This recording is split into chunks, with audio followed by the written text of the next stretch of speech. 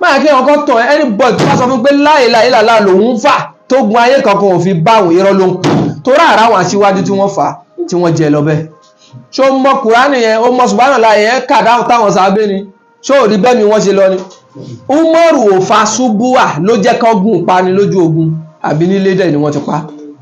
Wọ́n ń ṣàsìkò ọ̀rọ̀ lóòótọ́ ogun táwọn dàbí ẹ̀ ti ṣe sí lára láti kékeré ni kò ń ṣe ètò ìṣàyẹn àásọ nínú àwọn kàtígórì ohun tó ju ọ̀fọ̀ lọ ni. Ewé tí wọ́n ń gbó fún nínú fámìlì yẹn náà lè yìnbó lọ sọdẹ capsule tán wá ní ìwà àfọwọ́ lára ǹjẹ́ ẹni wàá gé kàbámọ̀ ẹ̀. Wà lára ọ̀run babaláwo lọ́ba di pásítọ̀. Ibo lágbára déèsì ó ti kú ká máa jà sí maintenance. Bó ṣe ń wí kiri o. Bẹ́ẹ̀ náà lágbára tó wà nílẹ̀ Yorùbá àwọn tí wọ́n ní wọn ọ̀tẹ́ fáwọn ọ̀ṣẹ́ anything.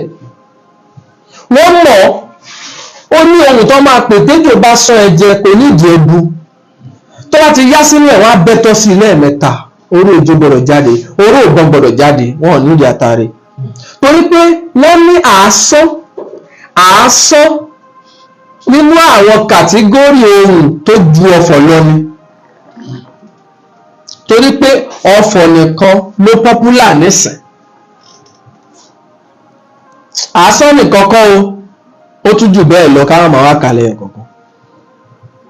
Wọ́n ní tí wọ́n lè pè sílẹ̀ tílẹ̀ máa dàlù. Wọ́n ní ìtàn lè pè sápáta tẹ́ bá ti fọ́ fúnfọ́ tí ò fọ́ tọ́ bá ti pè sílẹ̀ kan wá ní ẹ̀lárin mọ́ nísìn ó máa pè sí méjì. Kí ló ṣàwọn agbára yìí níbì kan ló ti ń bọ̀ ṣe ẹ ráwọn tí wọ́n dé píìkì ẹ̀ lẹ́yìn ìgbà táwọn ẹ̀ ti dé píìkì ẹ̀ agbára di yẹlẹyẹlẹ.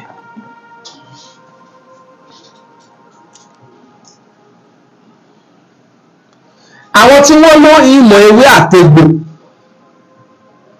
àwọn náà lo kíní ó strong gan wọ́n lò fáwọn èèyàn lòmíì àárẹ̀ kan ló ń ṣe wọ́n ti máa gbó tán máa ṣe fún kò nídìí pé wọ́n ṣẹ̀ lọ ń gbé sí di ògùn àbí gbé sí kíní kan kò kọ́ òòṣà àwọn nímọ̀ ewé àtegbò wọn ọ̀bọ̀ṣà àwọn kan wà bẹ́ẹ̀ gbogbo ohun tó rí kọ̀ọ̀kan ṣe lọ́lẹ́bù ẹ̀ nínú fámìlì wọn ìwọ tó jáde nínú ẹbí yẹn ṣé o mọ̀ pé ó ti padà fìyà jẹra ẹ báyìí nítorí ìgbàgbọ́ kan yìí. Ìjọba wa mọ̀ nípa àárẹ̀ tó ṣe ẹ́ ewé tí wọ́n ń gbó fún nínú fámìlì yẹn náà lè yìnbó lọ sọdẹ capsule tán wá ní ìwà àfọwọ́ lára ǹjẹ́ ẹni wàá gé kàbámọ̀ ẹ̀. Wọ́n lẹ́ni bá sọ lẹ́nu ẹni sọ lẹ́nu sọ àpò ìyàkọ́ ohun gbogbo táwọn kan jìyà fún kéwú tá à ń sọ̀rọ̀ yìí ṣèkádà ń jìyà fún ni orí wàhálà kéwú yẹn náà ni bàbá kú sí gbogbo ìgbésí ayé wọn fi ṣe Islam rẹ̀ gbogbo àtọ́ lọ ọ̀rọ̀ bá a ṣe fẹ́ ṣètò ogún ló kàn. Àwọn àgbàlagbà àgbà yẹn wọ́n ní ability tó pọ̀ ṣùgbọ́n ìgbà tán lọ ọ̀rọ̀ bá a ṣe fẹ́ lówó làwọn ọmọ tó bá jáde nínú ilé alágbára lọ ń wá kiri bágbára ṣe ń ṣí lọ nìyẹn. Àwọn ìran tó ń lówó ẹ̀bùn táwọn fáwọn lówó ṣúrí rẹ̀ tó bá jẹ́ pé ìran tó ti jáde ẹ̀bùn agbára kan náà máa ń tán fún ẹnìyẹn kí ló lówó mú kiri sí ṣọ́sọ́ fẹ́ pé bí máa pa ẹ̀mẹ̀ yẹn ni. Àwọn ìran kan wà tó jẹ́ business oriented family ni wọ́n. They can do business wọ́n mọ logic téèyàn fi lè ṣogún di ogójì.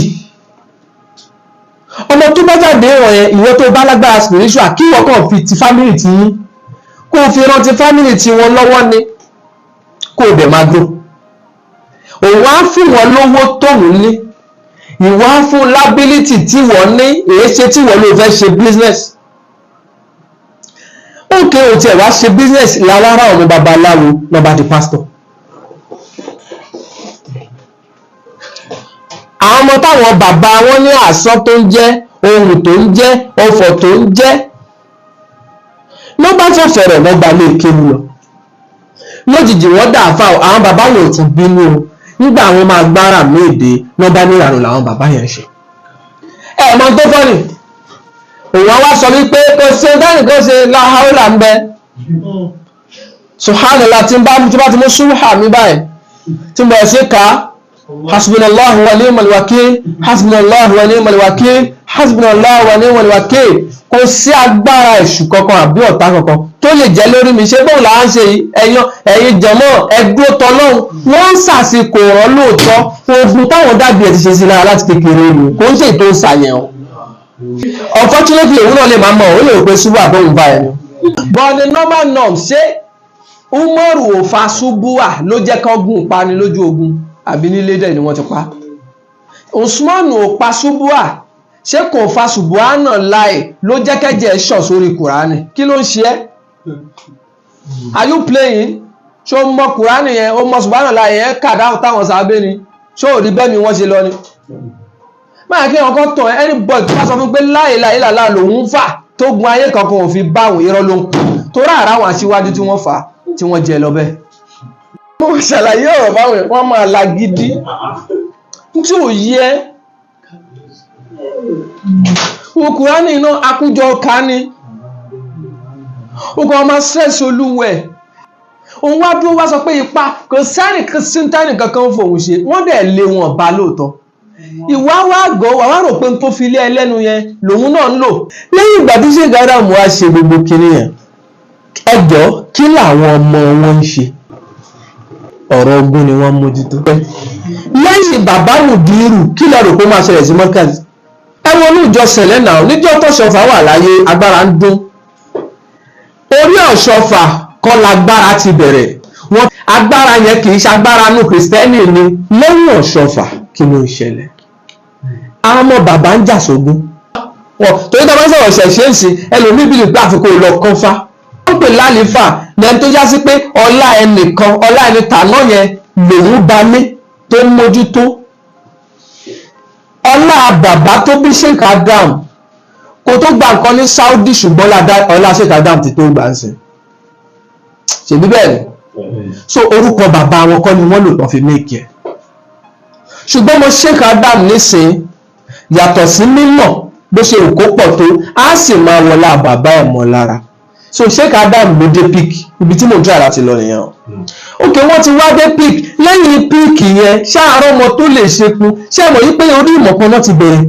Ìkan nínú àwọn generation wọn ló máa bẹ̀rẹ̀ kéwì, ọmọ ẹ̀kẹ́ àwọn ṣiṣẹ́ lórí mímọ̀, ọmọ ẹ̀ náà ti ṣe kiri, ok, ọmọ ẹ̀ náà ti ṣe kiri, ok. Lẹ́yìn ìgbà tí wọ́n ké, wọ́n wá padà wá dé bíbí àràbà kan, òun wá déṣẹ́ yẹn ládé tí ṣe Mọ̀lánà Sheikh Adam. Ìgbà táwọn déṣẹ́ yẹn ládé, iṣẹ́ yẹn blow all over the world, iṣẹ́ Áfíríkà nìkan, gbogbo ayé tó bá ti ń ka tírà lọ́ndà Islam lọ́jọ́ kan wà bá tírà Sheikh Adam pàdé, torí bàbá yẹn try gan. Okay o. Lẹ́yìn ìgbà tí Sheikh Adam wá ṣe gbogbo kinní yẹn, ẹjọ́ kí làwọn ọmọ wọn ń ṣe? Ọ̀rọ̀ ogun ni wọ́n mójútó. Ọ̀rọ̀ à ń sọ̀rọ̀ láì dákọ́ rí o. Mo fẹ́ kọ́ ẹlẹ́kọ̀ọ́ ní o bí ọlá ṣe máa ń ṣí lọ nílé ọlọ́lá. Àwọn àyèbí tá a bá dẹ̀ tí ń oríṣiríṣi case study náà láti lè mú wá, inú ilé wa náà ni ibẹ̀ náà láti ti lè mú case study, torí yẹn sì wà ń tòsí. Kí làwọn ọmọ wọn ń jà sí? Èé ṣe tí wọn ò gbárùkù ti Mudirul Markaz? Ọ̀rọ̀ ilé wọn kọ́ làwà dá sí à ń kẹ́kọ̀ọ́ ní kò kàn wá ó. Wọ́n ní èrò ní fámìlì bàbá wa lẹ̀ ń dá sí. Kí ni wọn ò lè gbárùkù ti ilé yẹn sí? Oníkálùkù wa yà lọ́tọ̀ọ̀tọ̀, gẹ́gẹ́ báwọn ọmọ Abíọ́lá nídìí owó ṣe yà lọ́tọ̀ọ̀tọ̀, just exactly. Ẹ̀mí ló yẹ kí n wà ń bẹ̀, láwọn ilé ẹ̀kọ́ ìjókòó sórí tróònù ẹ̀, tàmílò ló yẹ kó wà ń bẹ̀. Ẹjọ́ yẹn la wá ń rò, a ti kúrò lórí mission. Látòrí Mudirul Markaz tèlé, Ọlọ́run jẹ́ kẹ́mi wọn gùn kí wọ́n pẹ́. Lẹ́yìn bàbá Mudiru kí lẹ rò pé máa ṣẹlẹ̀ sí Markaz? Kò ní wó, ilé àfáà ò ní wó, ṣùgbọ́n kí lẹ rò pé máa ṣẹlẹ̀?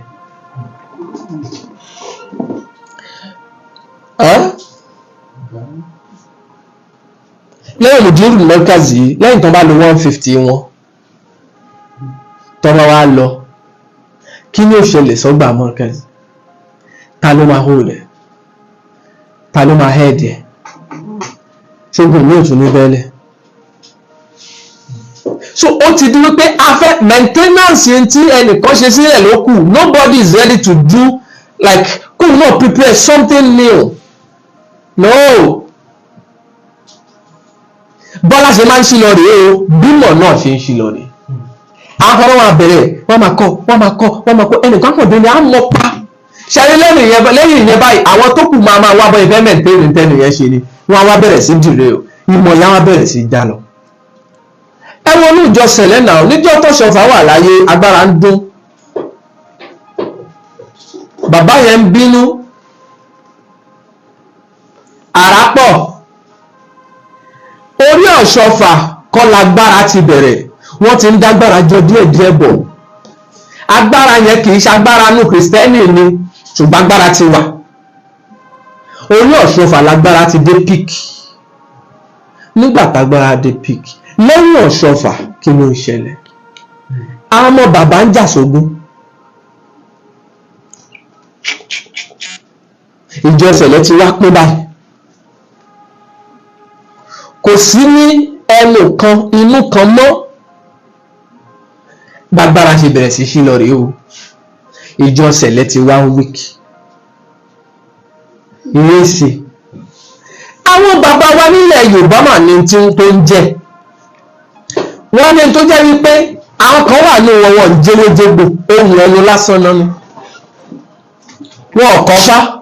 Torí tó bá sọ̀rọ̀ ṣẹ̀ṣẹ̀ sí ẹlòmíì bí lè gbà àfikún lọ kọ́ fá. Gbogbo ẹni tó wà tó ní ability yẹn láyé ìgbà yẹn kọ́ ló kọ́ fá, wọn ò mọ fá rárá.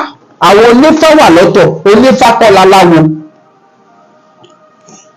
Aláwo wà lọ́tọ̀, onífá wà lọ́tọ̀. Onímọ̀ nífá, tíṣà ni wọ́n. Aláwo làwọn tí wọ́n wà nídìí ètò ìṣèlú. Politicians, àwọn tó ní síìtì ìṣèlú náà ń pè láláwo. Kò sọ́mọ tó ju Sheikh Adam lọ. Ká tó lè sọ pọ́mọ kan ju Sheikh Adam lọ. Sheikh Adam kò lè jẹ́ ọmọ aláìlẹ́lẹ̀ kan kó wá ṣoríire nídìí kí ó tó bẹ̀. Wọ́n ní orí wọn kọ́ ni kí ó ti bẹ̀rẹ̀. Sheikh Adam ò pé ṣe khalifa. Sheikh Adam lè jẹ́ àlífà tó ń ṣe dáadé ẹ̀kọ́ ló tún ṣe, ó ṣe míì ni, ó fi kún ṣe dáadé ẹ̀, ó wá ṣe tuntun. Àlífà kan lòun, ẹ̀dá kan tó dá dúró lọ́tọ̀ ni. Mudirul Markaz huwa Khalifatu Ali. Good day, everyone. Your favorite son is here, Ademidun Omoamoye. Try as much as you can to take your father's name or your family's name to another step. You might not understand the message now, but listen to this video till the end. From my Lord, the main man, His Royal Majesty, His Eminency. Alágbàwí mi, onídùúró mi, kábíyèsí olúwa mi, amòye àgbà fún gbogbo àgbáyé. Thanks. Àwọn bẹ̀yẹn ni pé àwọn tí wọ́n kọ́ bẹ̀rẹ̀ wọ́n jagun dígbẹ̀ ni. Àwọn tí wọ́n délé tán bẹ́ bá àwọn ọmọ yìí òkèlè, wọn ọmọ ìyà tí wọ́n jẹ, táwọn tí wọ́n rẹ̀bà yẹn jẹ kán tó wú pákí. Kán tó kọbẹ̀, kán tó lẹ́páyé, kán tó wá ní sùúrù kí pákí tó yọ. Kán tó wá wú, kán tó wá ṣẹ̀ transform ẹ̀ láti pákí sí gààrí, kí gààrí tó ṣẹ̀ṣẹ̀ wá dórí iná dẹ́bà. Àwọn ọmọ ó délé ó dẹ́bà ò máa mọ yìí òkèlè. Níṣe làwọn ń jayé tí wọ́n ń pe táwọn bàbá wọn yẹn ṣe lóhun aburú. Èyí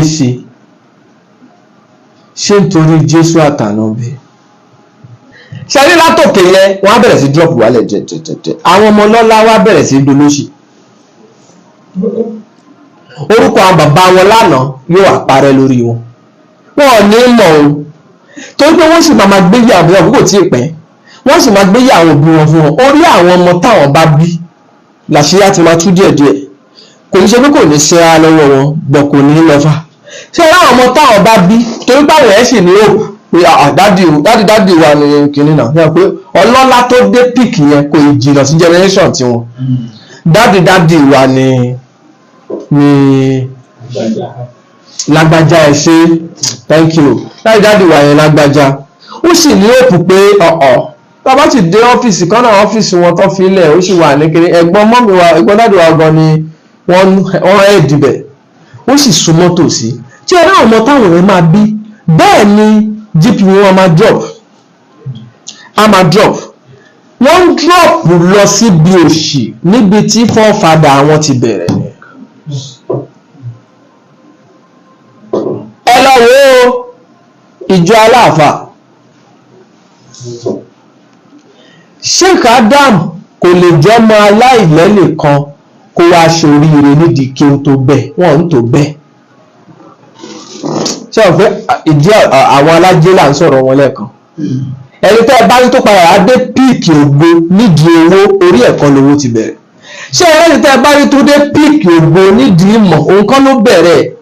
bàbá Sheikh Adam oníkéwòn ni bàbá wọn, a gbọ́ pé ìyá bàbá wọn bítọ̀ yóò tiẹ̀ ṣojú àwa èyí tẹ́ ẹ bá pa fún aráàlá ń gbọ́ o, bẹ̀yì tó dájú ni pé orí wọn kọ́ ni kí ó ti bẹ̀rẹ̀ àbí.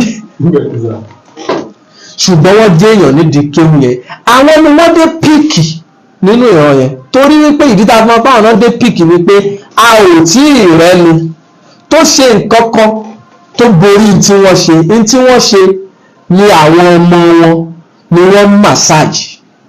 bàbá tó ibi tó ti mọ̀ pé bàbá ló dé píìkì rèé o. bàbá wọn ipò tí Sheikh Adam dé, bàbá tí wọn ò súnmọ́ bẹ̀ rárá. ṣé bẹ́ẹ̀ kọ́ ta ló kọ́ bàbá wọn ní kéwú? lẹ́bù wo ni mímọ̀ bàbá wọn mọ̀? mọ́ríkàsì dádì wọn dá lẹ́dà. so bàbá wọn sì ń wọn ni Sheikh Adam ló ṣẹ̀ṣẹ̀ wá wọn kún. òkè ká tó lè sọ wípé àwọn kan ni wọ́n gbà kàbà yẹn dókè, àárọ̀ wọn tóun tún gbéṣẹ́ yẹn tó tún kúrò ní lẹ́vù mọ̀ríkàsì tó wá tún gófà tó ṣe nǹkan míì tóun náà jìnà sí bàbá ẹ̀ ní báwọn nọ́mbà ẹ̀ dà. nígbà yẹn láti sọ wípé àkàbà yẹn wọn tí ìdókè ẹ̀rọ ẹni náà tún ṣì gbó pé iṣẹ́ tí bàbá Sheikh Adam ṣe òun ni àwọn massage khalifa ni wọn. Sheikh Adam kò ṣe khalifa, kò yé yín. despite wípé àáfàá àgbà ni dádì wọn, ọmọ tí ó ń túnṣe dádì ẹ̀ ṣe tí ò lè ṣe tiẹ̀ lọ́tọ̀ ló ń pè ní khalifa. Sheikh Adam lè jẹ́ àlífà tó ń ṣe dádì ẹ̀ kan ló túnṣe, ó ṣe míì ni ó fi kúnṣe dádì ẹ̀ ó wá ṣe tuntun. àlífà kan lòun, ẹ̀dá kan tó dá dúró lọ́tọ̀ ni. mudirul markaz huwa khalifatu Adam. kò yé yín. so Sheikh Adam ló dé píìkì knowledge yẹn, nínú ọlá Sheikh Adam yẹn ní gbogbo ọmọ tí wọ́n bí ti mú. kò tí ì sọmọ tó fákọ̀ wọn, kò sọmọ tó ju Sheikh Adam lọ. ká tó lè sọ pé ọmọ kan ju Sheikh Adam lọ, ọmọ yẹn á là, kò ní sọ wípé orúkọ mi ni Adam, orúkọ mi ni lágbájá Adam, débi tí wọ́n ṣẹ̀ wá wọlé Adam mọ́lá, torí pé Adam tó là kì í ṣe orúkọ bàbá ẹ̀ ló fi là.